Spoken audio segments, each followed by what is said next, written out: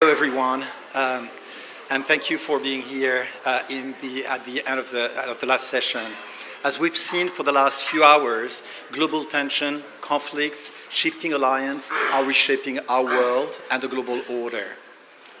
Our next session, and I think it's written here, is Chinese creativity at home and abroad. It might seem counterintuitive to focus our next session on creativity and culture. But in the context of China and Europe, it's not only relevant, it's essential. Sorry, that better? Okay. And of course, it's essential. I would have to say that being the person in charge of culture and art and with partners in crime here to do the programming on arts and culture, you would not expect me to say it's not important. But as geopolitics harden, culture remains one of the last frontier for genuine dialogue. Many of you in this room know that beyond politics and trade, it's often through art, design, film, food, as Joyce said very earlier, food is important, and language that real connections happen. Where diplomacy may falter, art, literature, and shared story continue to build bridges. Creativity is a form of soft power, a way to foster understanding and connection. Europe and China are both cultural giants, with rich history and dynamic creative sectors. But how they express and export culture differs, and often reflecting deeper values. And I want to emphasize on value, because this is what it's all about. Europe champions openness, diversity, and rights. China balances heritage with state-guided modernity. This difference makes dialogue challenging, but also more important and urgent. Beyond identity, let's remember one thing.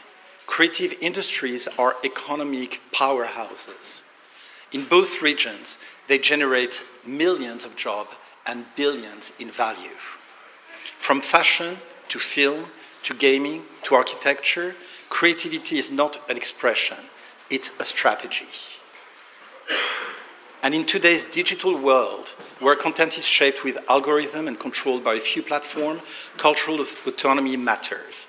How we tell story, who gets heard, what values are embedded in our digital space are now geopolitical questions. Lastly, creativity has a role in shaping our shared future.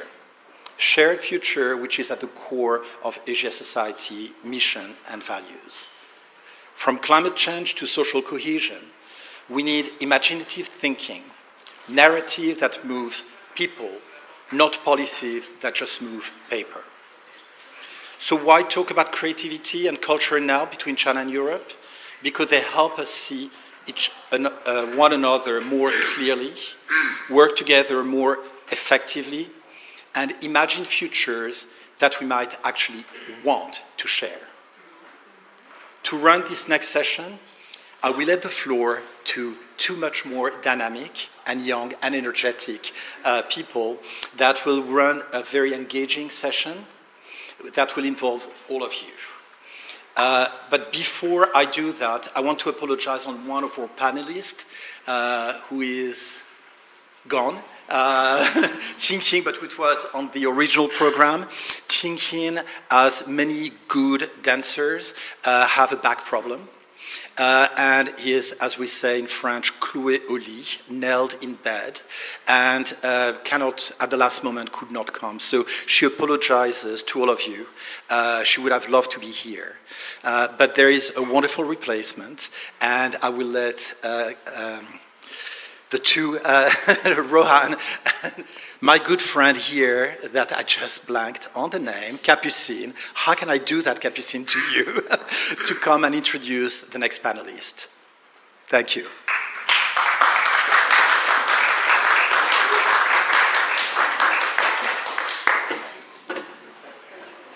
Hi, everyone. We're really far from each other. Yeah, we're far from each other now, but it will fill up. Our heart is close. Yes. We are at the China Summit, and so this session will be slightly different with both English and Mandarin, so get ready for that. I will start by introducing Jiang Chongar, who is a designer and artist. She co-founded Shangxia with Hermès, which is some of the most beautiful furniture I've ever seen in my life that's inspired by Chinese craftsmanship and tradition. She's also an artist who recently, last year, exposed at the Musée Guimet here in Paris, and her exhibition was not only inside, but also outside on the facade with all of her sculptures. So Jiang Chongar, please come up.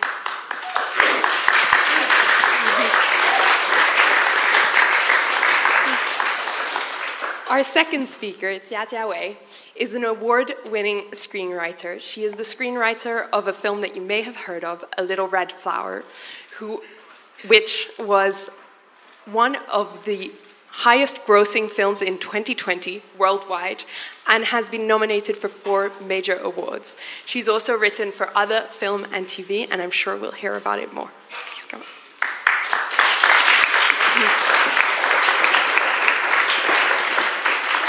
And finally, I will introduce my brilliant co-moderator before Rohan introduces our final speaker. Rohan is the co-host and co-founder of the Weirdo podcast. Yes. I forgot the Chinese name. Can you help me It's out? fine. I forgive you.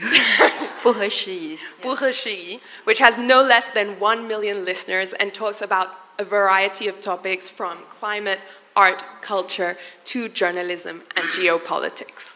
So over to you. Yes, thank you for Kapu's kind words. Now, welcome everyone joining me to welcome our final panelist, Huang Rui. Huang Rui was very important in art history of China.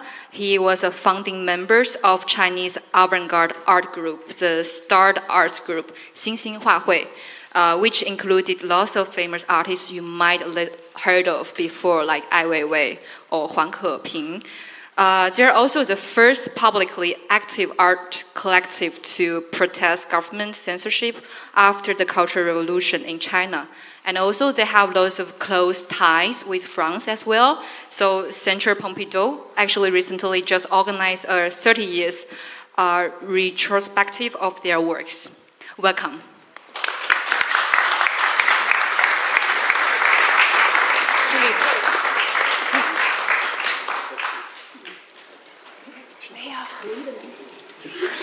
Yes, actually, when we are speaking about the power of the culture, I want to mention a thing when I arrived Paris yesterday. So I live in Amsterdam, and yesterday when I arrived Paris, somehow my mind was just cannot stop playing the music and sing of the movie Amélie. So I feel like that's the power of culture. Because when the culture is spreading to the world, I watched this movie when I was 10, and it's like super influencer among Chinese audience and younger generations. So I think it's just like such a fitting session to talk about culture and creativity in Paris, and also how Chinese culture were affected by the global and how it's affecting the global perspective as well. So my first question would be, since like all of our speakers actually had like cross-culture living experience, all of you actually are living in Western and Eastern before. So my first question would be, how did you perceive yourself and your living experience in Western and Eastern to influence your artworks? So maybe we, starting from the Chongar. Okay. 大家下午好 Bonjour, good evening, good afternoon. I'm very happy to be here today.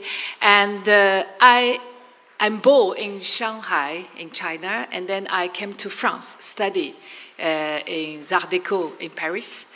So France and China are both like two parts very important cultural roots in my life when I create. And so I want to make it short because otherwise I can talk 1 hour about this question.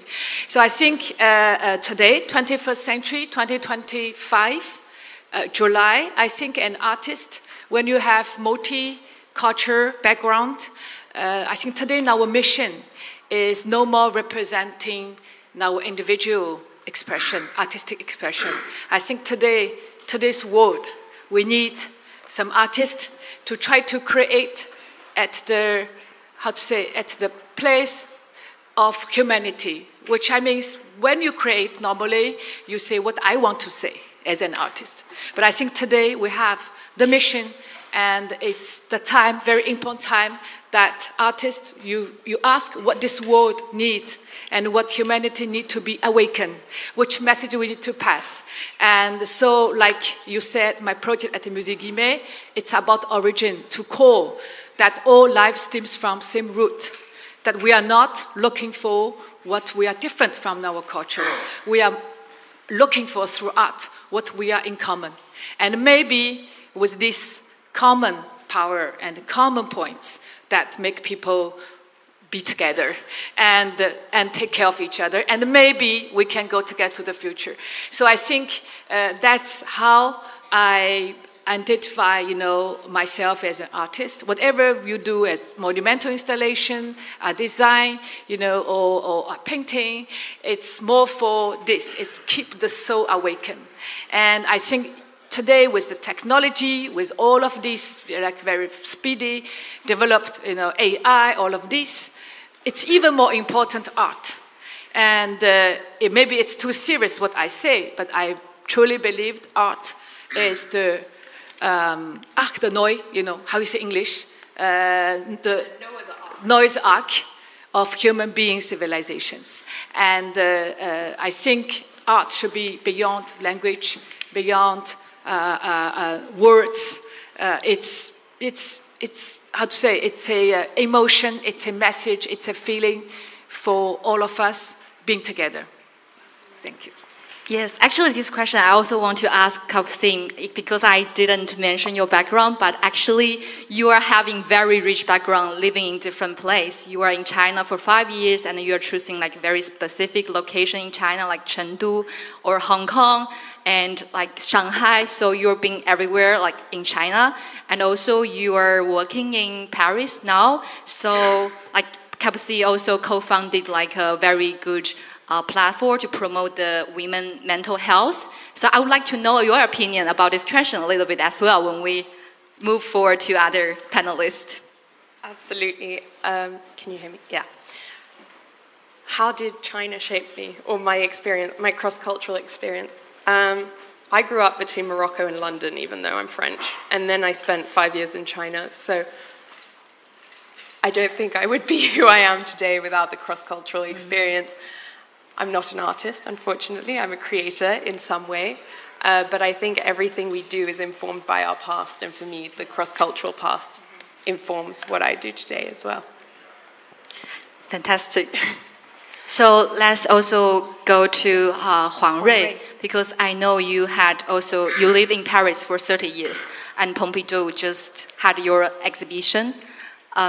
Yeah, I'm just trying to speak the question again. And for 黄瑞老师，我想问您，就是您觉得您在巴黎的生活经历，或者是您之前在中国，然后现在在西方生活的经历，如何影响了你的艺术创作？Sorry, my English very poor.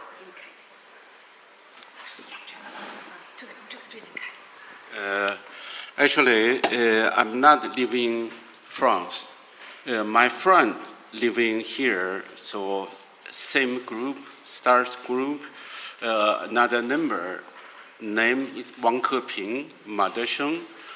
They live in France, and Li Shuang live in France more than 40 years. But for me, I'm just moving Paris start to living last month. Start really. But my partner is French. I have a lot of friends living, even Chinese, French, living in Paris. So I love Paris. One thing. That's it. But another one, I'm not going to here to participate, talk. Really, so someone... To explain, Huang Lao Shi found out 2 hours ago that he was participating in this talk because of what Jean-Michel mentioned, Xinxing est clouée au lit, so she's got her back problem and in bed. But we're so lucky to have you. We really are, I'm not joking. And just to give context, it's so great to have different generations of Chinese artists with us. And you were one of the first contemporary artists that led a movement in China that still inspires the generation today. And so thank you for being here. Thank you. You gave me brave. So I could say I'm outsider. I'm outside, always standing outside mainstream, or the outside of government policy. I'm not thinking about some idea or some route, some way to build up political way, standing in political position. I'm just learning Taoism more than 40 years, The Taoism always push you thinking obsession. So always push you thinking about changing, differencing. So I do that. I'm also participate the first generation after the Cultural Revolution. We decide making avant-garde. Even that time, we don't know that the words of avant-garde, but with some poet and artist, some writer, we have underground group moving Beijing, starting beginning of 70s. And then after the Cultural Revolution, we make very important movement. The name is the Stars. Another name is Today. Today, just last night, I met my really old friend. We had relationship from 1969. Bei Dao, very famous poet. Bei Dao and me and Monker create underground magazine Today. But Bei Dao is one of really hard decision to keep Today's magazine keep going, upholding more than from 1978 until to right now. Even right now, in China mainland, censored Today's magazine. That is the situation. So, okay. Yeah, I think definitely in China, the censorship affecting the art and culture a lot, because just looking back my journalism experience, that's the same as well, because I was working for institutional media, and then one of the media was banned by the government. So that's actually basically the story why I started my own podcast. So definitely, if we are talking about culture in China, the censorship and regulation is kind of avoiding topics. So let's also talk with Jia Wei because Jia Wei is a very famous screenwriter and your works cross the film and TV. So how you are also living in Paris now? You didn't move yesterday, right? Moved to here yesterday. So I wonder, like, how did you perceive your working and living experience, and how it reflects your creation? Comparing to the two amazing artists, especially Huang Rui, my experience is really very short and brief. The moment I feel the most creative, the moment don't often happen when I feel comfort or I feel settled. It's always like when I feel nervous or I feel the obvious existence anxiety. It's like something happened. I feel creative.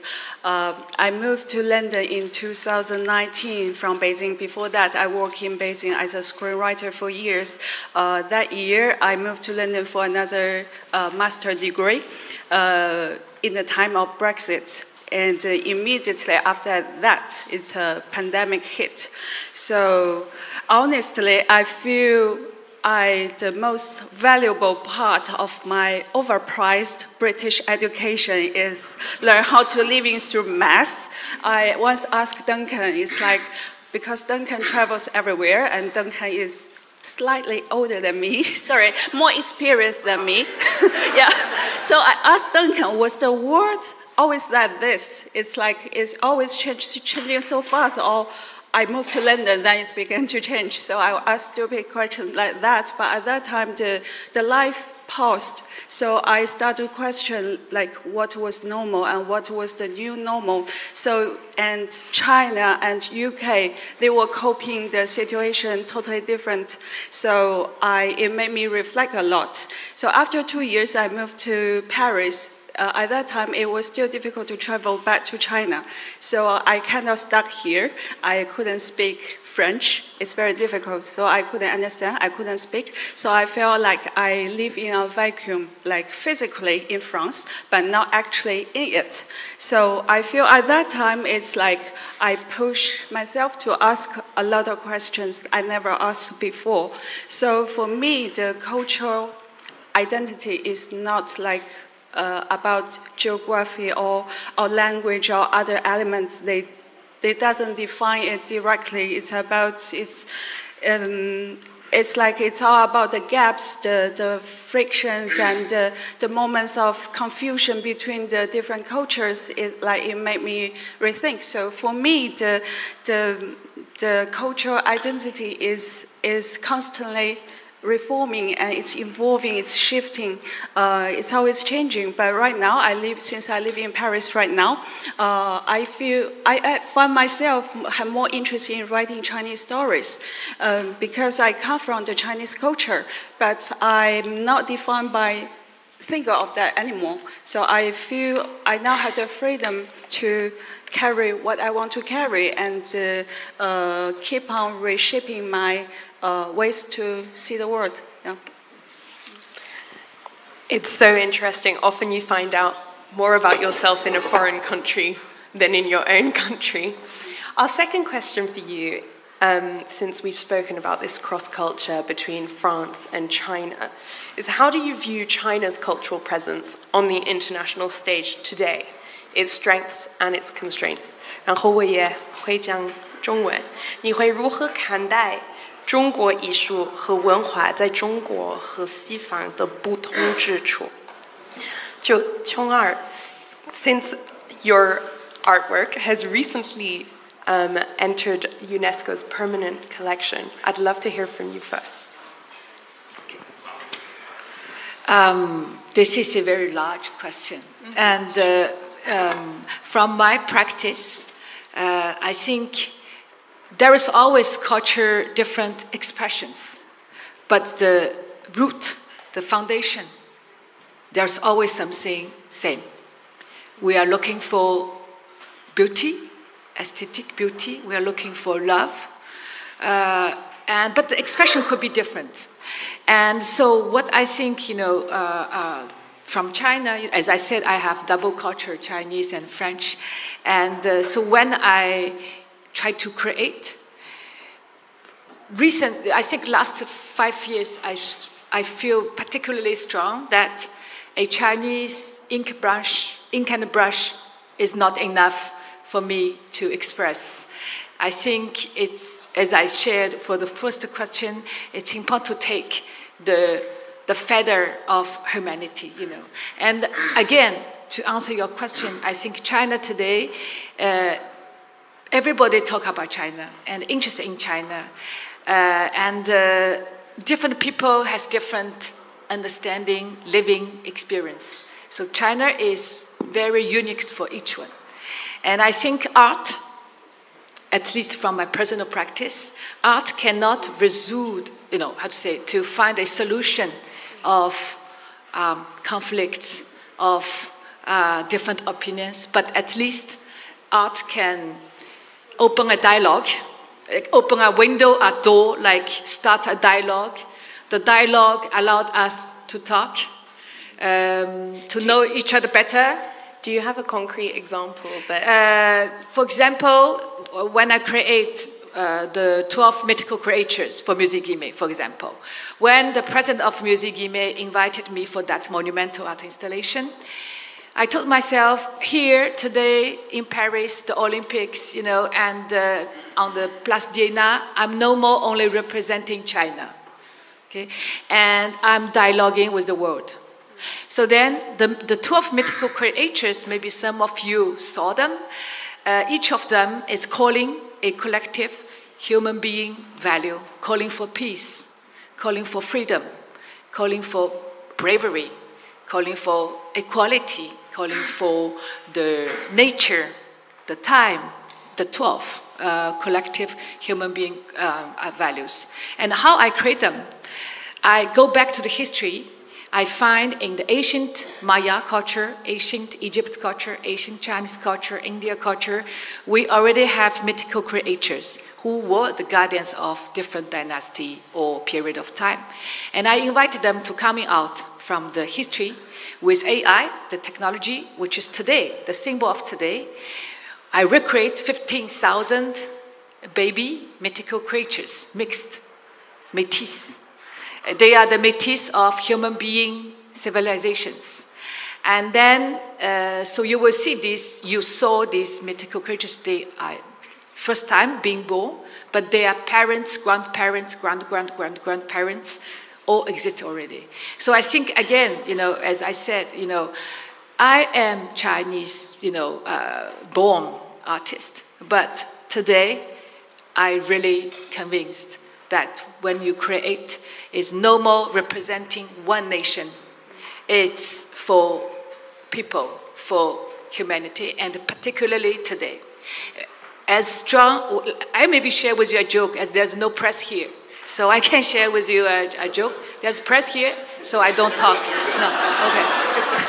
good press. A joke. Okay. So for Musée Guimet project, we were invited for France 24 à la télé, 1 hour talk. And then the journalist, she did not briefing us at all what we would talk. 1 hour, all went very well. Suddenly, she talked to me. Oh, you know, Chong'er, as an artist in China, you don't have freedom, you don't have blah, blah, da, da, da, da, da. And then, you know, then she really started to, I was not prepared for that kind of question. And then I make it short. Then I was sweating, but nobody saw me sweating because it's on life. When she stopped the question, I have to answer. And and then when she finished the question, then I replied.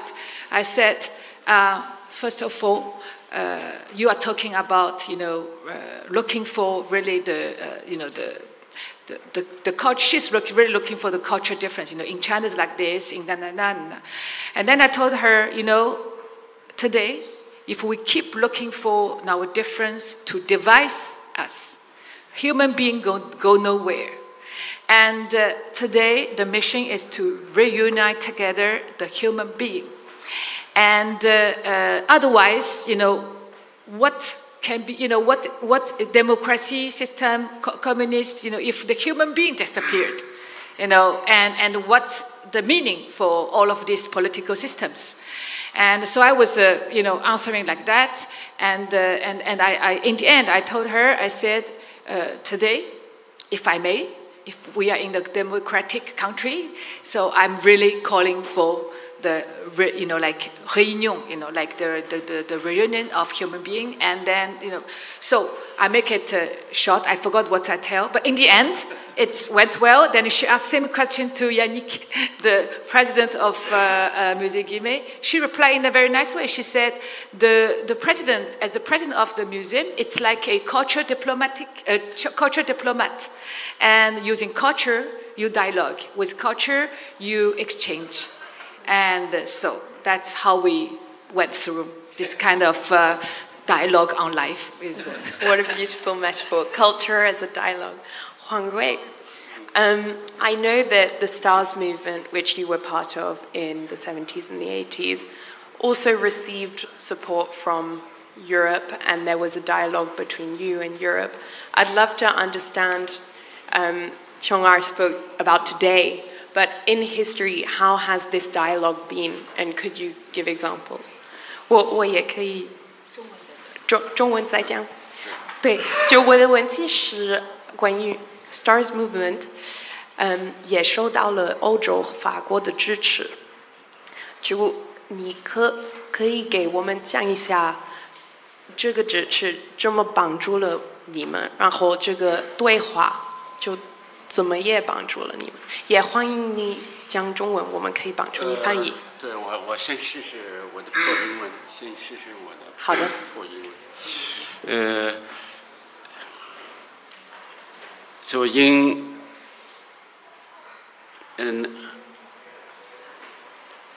I start to learn painting really early, so since my 3 years old. Naturally, I remember how to line to make a form, actually, naturally. Then I'm going to little school. I get really good friend. He is son of Zhang Daqian student. Zhang Daqian is very famous.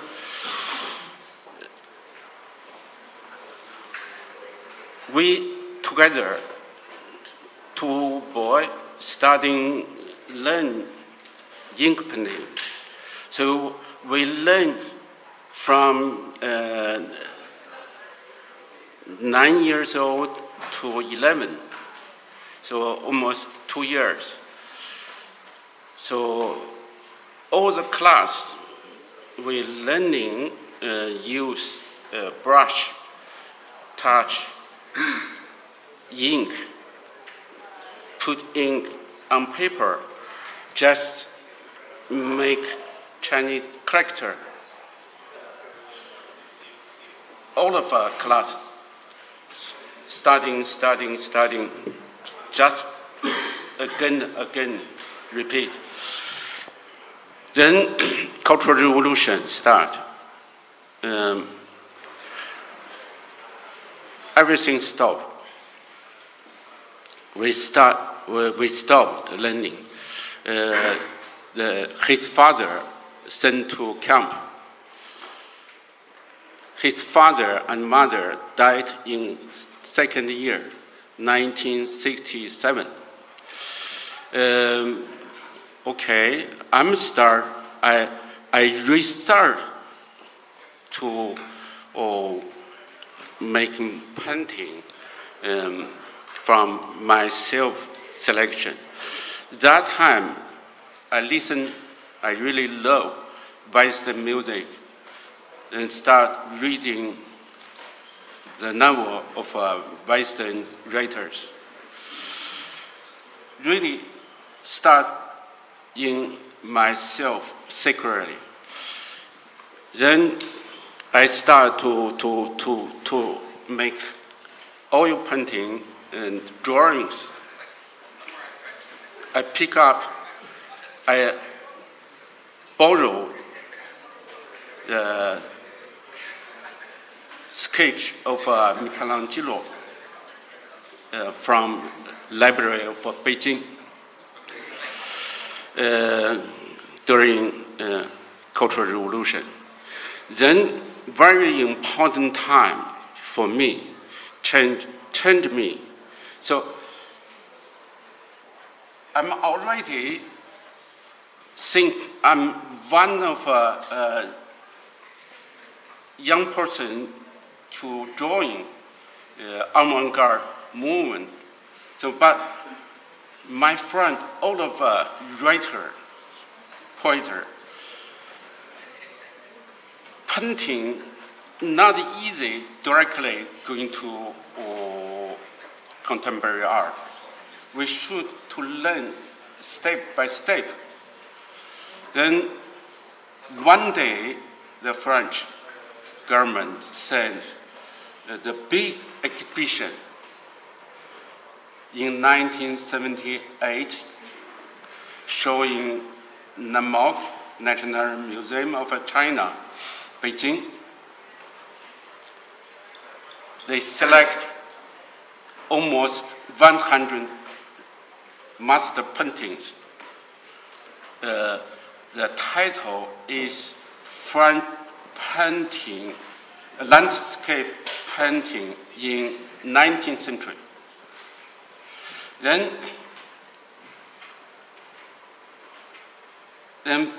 in the last part, two artists. One Cézanne, one Van Gogh. But these two artists, China Academy, the Art Academy, don't want them come to Beijing. They not put in the name list information in the exhibition. I really don't understand the people, the art student going to looking Courbet, Millet, something. Of course, the beautiful painting and Monet. But last one, when I directly in front of Cézanne, sorry, I'm full-time use English to explaining that time. I think it's really brave to me, really open my mind, not my eye. Because Cézanne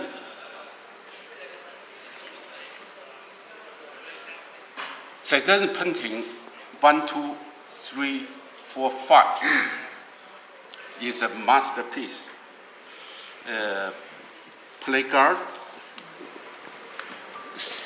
still paintings like apple together, and landscape.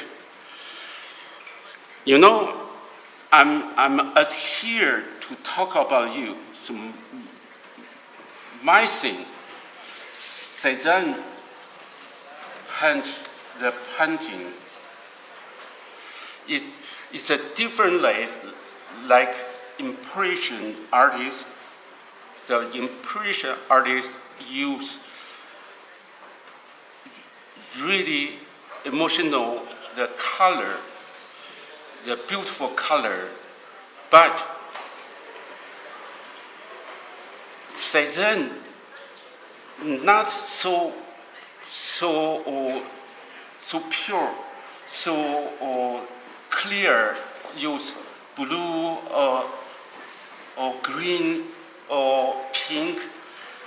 Cézanne touch, I'm artist, sorry, touch like a one, go one.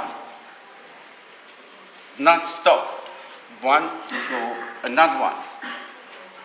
Just touching canvas. The line in behind follow perspective. But in touching change the way, I discovered that. So that touching, not influence, not for protective to make landscape, is dialogue for himself. You know, touching, then go another way. It's dialogue, it's a brief, it's an air. So I think, okay, it's broken, is a traditional, so like China art academy use Soviet. So it's still use socialism, realism, still, but it's a tradition. It's a really, when I say, it's like say. So saying should be answer what kind of thematic, but Cezanne really freely. So I found that to make influence to myself. A bit like what you wanted to, the dialogue you wanted to create at the Musée Guimet, Cézanne did for you in Beijing during the 1970s, which is really beautiful. Yeah, the next question is also the question that I'm really concerned about, which is about like how art actually reflects the social trends in China.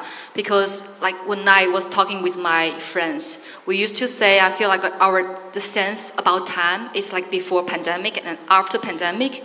And because I'm working for the social media and working as a podcaster, so I can receive lots of comments and feel lots of social emotions from the social media to some extent, and I do fear there are lots of social change were happening in China, and it reflects in the movie, films, music, and our content creations. And I would like to ask this question to Jiawei firstly, because she wrote the like she's the screenwriter for the 送你一朵小红花. And also we noticed like last year we had a very famous movie which is called Her Story.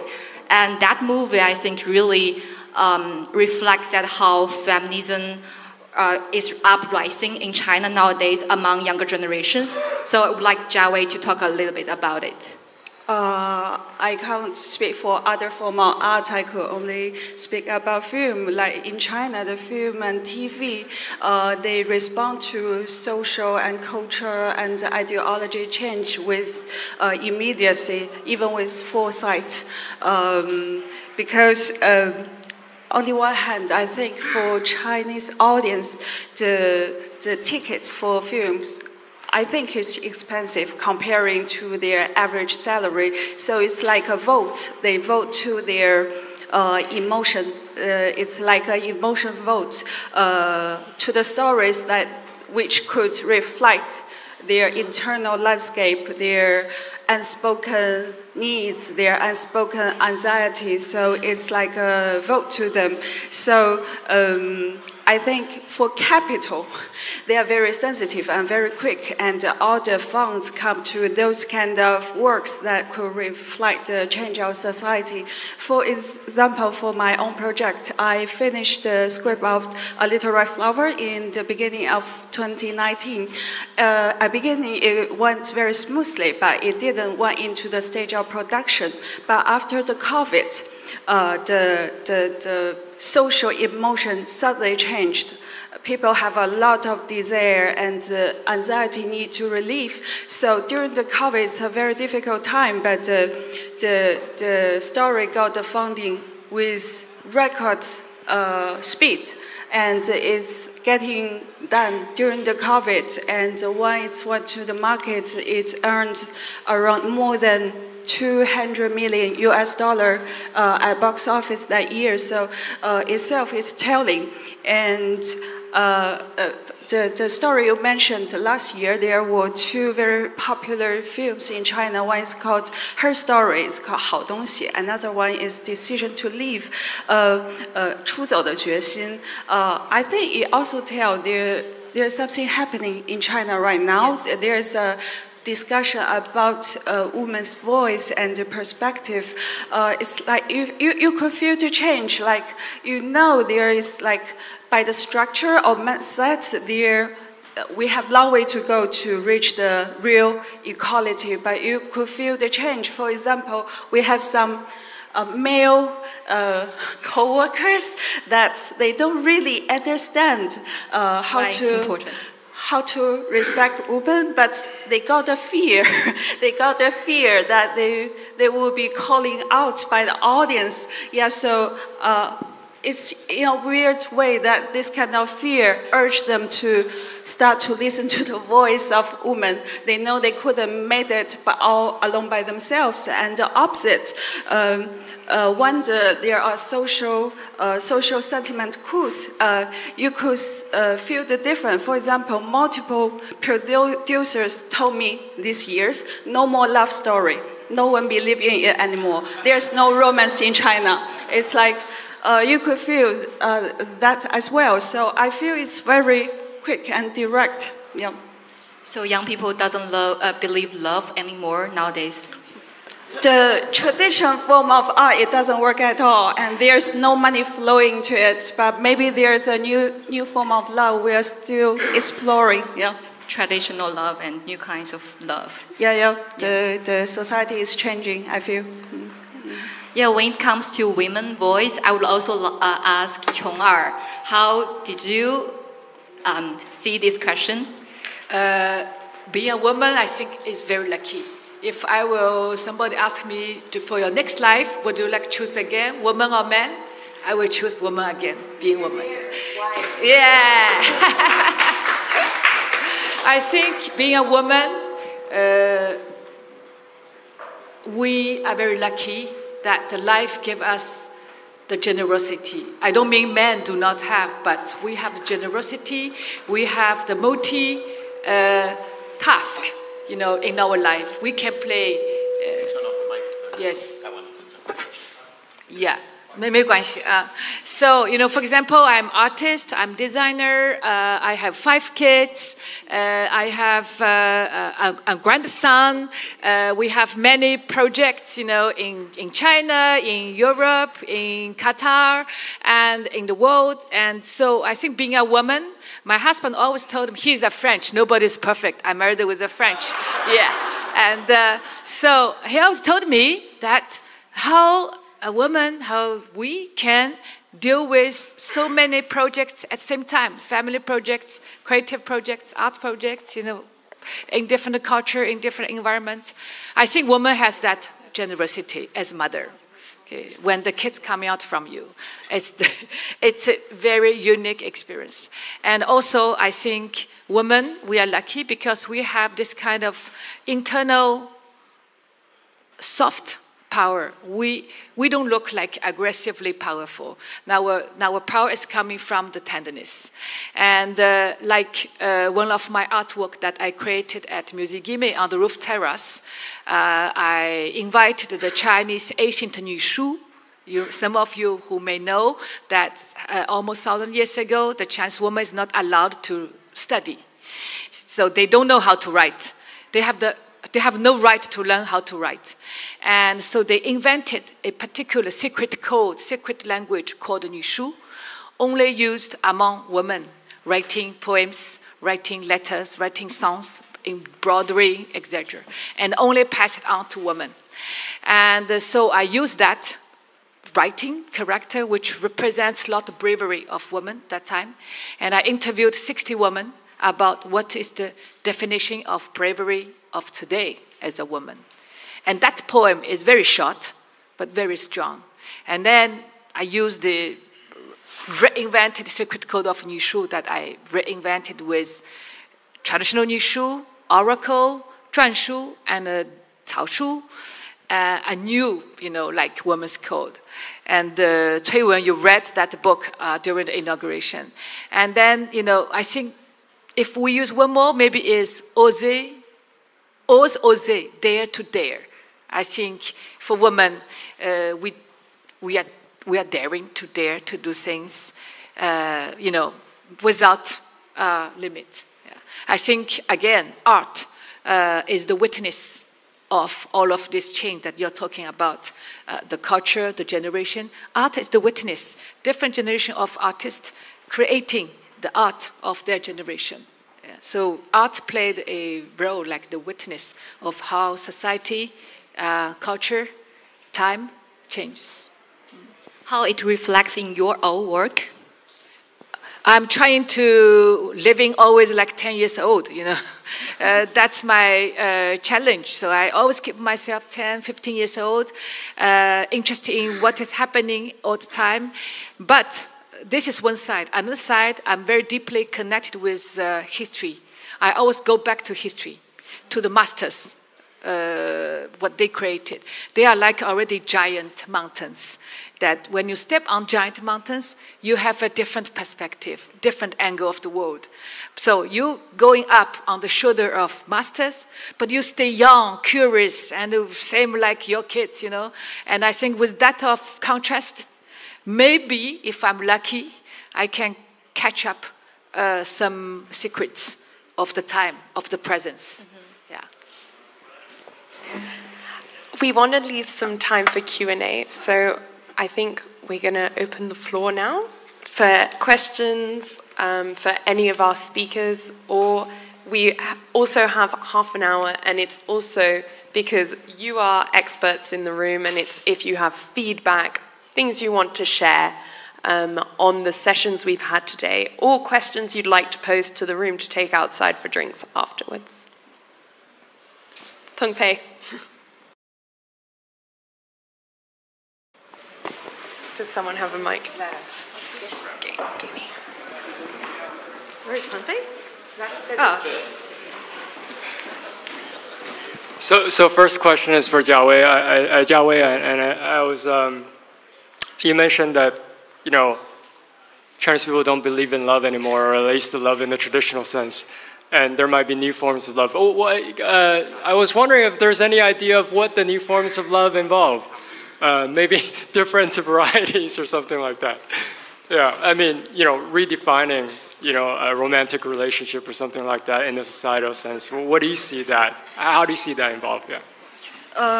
For me, I feel it happens because the structure of the society is changing, and it's very expensive to get in love in China right now.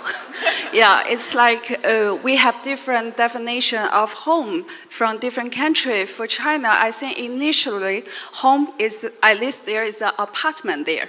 So it's like it's the fundamental of love. So right now, it's like it's difficult. I don't directly see the number of the changing of the economy, but it's like people are not willing to date. Like if you are going to date, at least you go to the cinema, right? It's like for two people, cinema and dinner, it's at least 30 euro. Yeah, 30 euro. But I don't know the average salary of that in China. For my mom, she was a professor and she got around 500 euro a month. So I think it's quite expensive for people to get in love, and for getting married, the guys have to buy an apartment at least. So it's like, and right now we got social media. So I think it's easier for people to stay connected with something else. You don't need a real human being to get around, to pay a lot of money to get connected. I think it's something happened in Japan, I think, as well, for many years already. So it's happening in China as well. But for the future, but I feel like people still need it in different forms.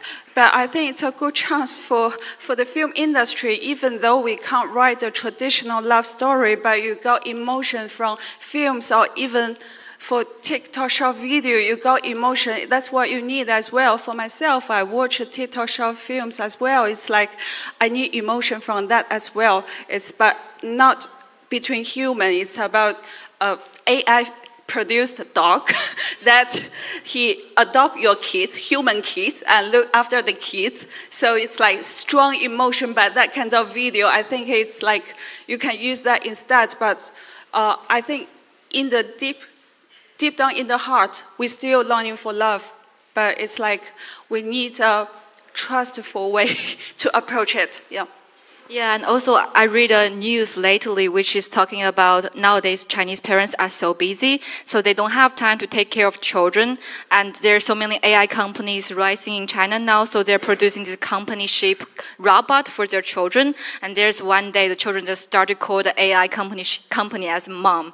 So it's like a real story, real news I read on the social media. And I think it's a really threatening somehow. Yeah. Don't have time for love, don't have time for kids. Is there any other question? Yes. Hi, good afternoon. Thanks for your sharing earlier. Just a question. Jiang Wei? Jia Wei, sorry. You mentioned that friction fueled your creativity, especially recently, led you to write new scripts, etc. But talking about Chinese creativity or the creative sector more broadly, and I guess this also applies to yes, sorry, I cannot pronounce your name, but yes. What do you think is driving or are driving the creative forces and the creative sector in China, apart from, I guess, censorship? What are the other, say, more positive drivers of creativity? Thank you. I can share what I feel is more positive. I came to France at 2000, and I started my own design art studio company very early, 1995. And from that, then 2000 I came to France, and then I went back to China to continue my own studio. And during all of these, I think it's 25 years now, and I can see how China, the creative industry, how it have been hugely developed. 2000, we can see it's a kind of, not dessert, but kind of. And now, if you see the dynamism of all these creative people, it's not easy, but the creativity are there, the creative people are there. And I can see how creative they are. And I'm sorry to talk about France. Compared to France, the creative people, we still have easier life in China to realize now ideas, to try to realize now ideas. If you want to set up a studio company in France, and if you compare to start up a small company, design studio, art studio in China, it's very different. The time, how long you take, and then everything, the procedure, and then everything. And so in China, you can see that. And then second important thing is a lot of partners. Made in China was very powerful, but these made in China manufacturers, 20 years later, they realize how important the creativity it is. So they spend a lot of energy to work with creatives. And that's also, I think, it's the positive energy for creatives in China. And the Chinese culture, China is getting more and more important. You can see during the last few years, more and more luxury brands start to dialogue with Chinese culture, inspiration collections. Okay? And Hermès, with me, was one of the very daring projects that we started to create a Chinese luxury brand, the brand of excellence, 2009. It was a huge surprise in the industry of luxury, because we believe in the value of excellence, of craftsmanship, of heritage, from that country. So I think, there is some censorship for sure, but it's not everywhere. And I may share another story without press. For example, the building in center of Shanghai where Shangxia and Hermès, we have now a flagship store. It's a historical building, and it's supposed to be the Pompidou Center, on Huaihai Road. And everything's settled. You have Rayan to invest, the renovation. You have the government to give the building, and then in the end, there is a because in China, each exhibition you need to apply a authorization Okay? And then Pompidou is not happy. They say, I'm the best contemporary museum of the world. Why I have to apply an application if I want to do an exhibition? So there is one point who was blocked. But the censorship was quite, how to say, quite precise about a few points that we all know. And so because of this, then the project is failed. Yeah. And then a few years later, it has been settled down somewhere else, in West Bund. So again, what I want to say is that we personally, or what I see, we are still in a very dynamic environment, creative environment. And as Chinese culture raising, more and more, then from the luxury side, from the global culture side, people, they are doing less imposing their business in China, but it's more about a dialogue. Yeah. 你来吧. Oh, okay. Sorry, what's the question again? I have one more question. Okay. So for me, I could only speak for filmmakers. Like, I feel films is like ultimately it's about human beings and about being humans. So for this industry, I feel it's the most innocent people in China. It's like they are all when you want, maybe I think in today's world where the divisions are growing wider and the narratives are growing sharper, but like when we went to a film, it's still a form of art that bring us back to what we share. When you enter a cinema in France or in China, it's like immediately you got the story of others. Like we see how much the Chinese ordinary people and people from France and the US share in common. So it's like you could relate easily. So I feel also we are not documentary, we are not journalists. So it's like story itself, it's a metaphor of life. It's like you got like we may cry in others' pain, we may cheer in one other rise again. So it's not, for myself, I didn't have touched the bottom line of censorship. It's not a problem for me, for myself, but I can't speak for others because finally it's about human, it's about what we care about. Yeah.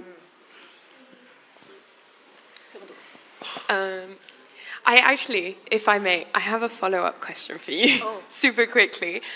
It sounds like, by what you're saying, it sounds like a lot of the culture in China is commercially driven, so luxury brands pushing for it, or I worked in shopping malls and we had art exhibitions. Personally, when I came back to France, I found that there was a slight difference between that and here you have a queue outside the museums to go into an art exhibition. Do you see that as true, or what's your perspective on the topic? I see it as true. That more and more people are interested in art. Like the Shanghai Museum, they organize an exhibition about Egypt civilization. There's queuing. Oh, really? 5,000-6,000 people every day.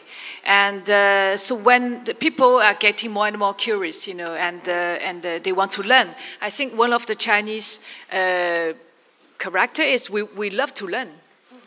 There are a lot of young retired people. They are 50, 60, they all learn. My mother, 80 years old, she's learned singing, and so we love to learn. And so I think art is a way that they can learn, they can,